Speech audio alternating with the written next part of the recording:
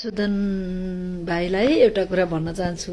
यो नेपाल प्रहरी हस्पिटलमा नि धेरै राम्रो उपचार हुन्छ, ठुलो उपचार पनि त्यहाँ हुन्छ।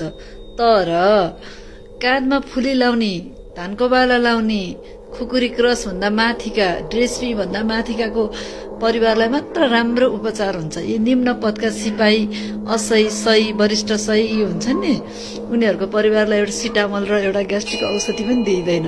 त्यो हस्पिटलमा पनि हजुरले एकचोटि नजर लगाइबक्स्यो। त्यहाँ पनि अब राज्य कोषबाट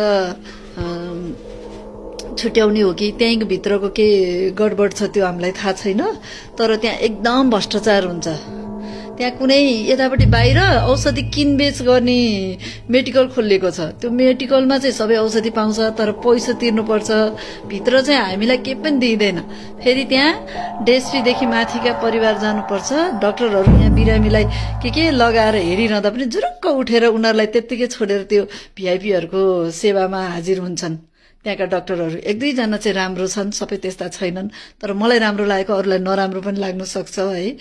त्यहाँ चाहिँ एकचोटि राम्रोसँग निष्पक्ष रूपमा छानबिन गरेर, यो गरिब जनताको छोराछोरी हो नि त सिपाही पुलिसमा भर्ती हुने त, यिनीहरूको परिवारलाई चाहिँ औषधि उपचार र हरेक जुनसुकै उपचार पनि फ्री गरिने व्यवस्था गरियोस् सरकार। म त्यही अनुरोध गर्न चाहन्छु। जसरी आर्मी प्रहरीमा सबैको समान रूपले उपचार हुन्छ नि, आर्मीमा समान रूपले उपचार हुन्छ नि, प्रहरी हस्पिटलमा पनि त्यही होस् भन्ने चाहन्छु, त्यही होस् भन्न चाहन्छु। त्यसमा पिसिएको एउटा पीडित म पनि हुँ। मेरो पनि निम्न पदमा हुनुहुन्छ मेरो श्रीमान, कुनै डिएसपी एसपी हुनुहुन्न। त्यही भएर हामीले त्यहाँ एउटा सिटामोल र ग्यास्ट्रिकको औषधि पनि पाउँदैनौँ। एकदम निष्पक्ष छानबिन होस् र त्यहाँ कारबाही होस्। त्यहाँ एकदम भ्रष्टाचार हुन्छ र यतापट्टिको त्यो पैसा तिरेर किन्ने मेडिकल हटाइयोस्। त्यो मेडिकल राखेदेखि त्यो भित्र के पनि पाइँदैन, सबै त्यहीँ किनेर ल्याउनु पर्ने हामीले। नमस्कार।